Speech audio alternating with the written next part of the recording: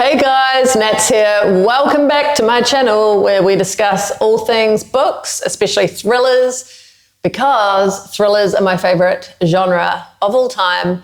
And if it's your favorite genre, you've got great taste. So today, the 4 best thrillers I read in 2024.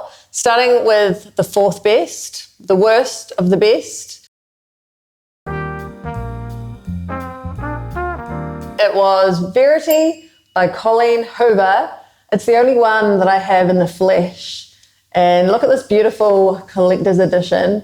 Had a bonus chapter, which if you haven't read it, try and get the bonus chapter version because it really does help solve the mystery quite a bit. If I hadn't read the bonus chapter, I wouldn't know what was going on. It helped a lot. The characters, I didn't connect to the characters quite as well as I did in some of the others I'm going to mention, but they were okay. But the main thing that made this book so fab was just how crazy it was. It was so dark.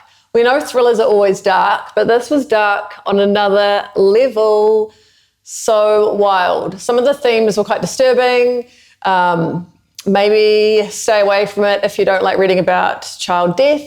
But other than that, I think if you like very dark books, you will love this one. So Lowen is a struggling writer, and she gets hired to finish the series of a very successful author named Verity, of course. She moves in, or she goes to stay at Verity's house. Verity's been in a terrible accident.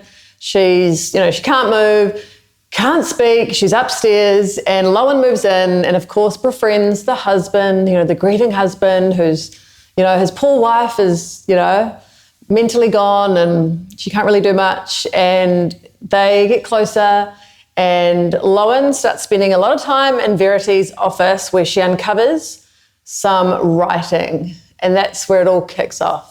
So it's a real thrilling ride, and if you haven't read it, definitely give it a read ASAP and look for the collector's edition. Look for that pretty gold cover. Coming in at number 3 is Freida McFadden's The Boyfriend. I'm obsessed with Freida McFadden. This was my first introduction to her and it didn't disappoint. It got me hooked. I was like, I have to read every single Freida McFadden book that she's got, and she's got a lot. Because this woman's mind is wild. I don't know how she can come up with these plots. I can never figure them out. They always throw me for a loop. I start to think, oh yeah, it's gonna go this way. And then it's completely, no, it never does. I can never figure out her twists thus far. One day, if I read a Freida and I figure it out, I'll be shocked because her mind is wild. So The Boyfriend tells, it's got multiple perspectives. It tells the story of a young woman who is dating, trying to find love. One of her friends, how much do I want to give away? We'll just say she's in an apartment complex, she's dating, she's got some friends, some terrible things are going to happen there, and she has some wild dating escapades. And it all ties in to the other character's perspective, Tom. It talks about Tom growing up, all the bad things that he's going through, talks about the love he has for Daisy, his first love, first and only love, and obviously their paths collide. So we have Tom, and then we have the main character, the chick, what's her name? She's dating a lot. Their paths collide. So yeah, it's real twisty, real thrilling. I couldn't figure it out. Let me know if you've read it and if you figured it out, because I had no clue. Great introduction to Freida McFadden, and I highly recommend that one. Coming in at number 2 was Then She Was Gone by Jewell. Now this was sad. It was really heart-wrenching. It tells the story of a young girl who's gone missing. It's told from the perspective of her mum. So yeah, it's really devastating. It's been quite a few years. I think it was 12, maybe 10 years since this girl's gone missing. Her family have been grieving, obviously. It's an unsolved mystery. We don't know what's happened to her, and it shows what's happened to the family and how fractured they are. And then slowly the story unravels and we find out what's happened to this daughter. So it was really sad. It was extremely well written, kept me very captivated. I was getting my hair done and it always takes ages. I was sitting there getting some foils put in for like 4 or 5 hours, and I read Then She Was Gone. And at the end, I think I timed it, so I was actually turning like the last page on my Kindle, hitting the last page as my hair was basically done. And I remember thinking, oh, I'm sad that that's over. Like, that was such a good book. It was one of those ones where you just think, will I find another book as good as this? Because it was so, so good. And I'm excited to read more from Lisa Jewell because I think she writes really well. There was a lot of poetic sentences where I was like, that's beautiful.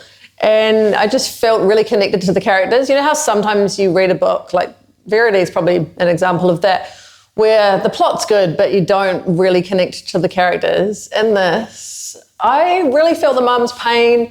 And then when we find out what happened to her daughter, and we get to see that as well. And you really feel it. It's really atmospheric. It's really heart-wrenching. The characters are really well drawn. They're great. And, well, they're not great. Not all of them are great, but the characters are really well developed. So I am looking forward to reading more from Lisa Jewell. If you have any other recommendations from her, let me know.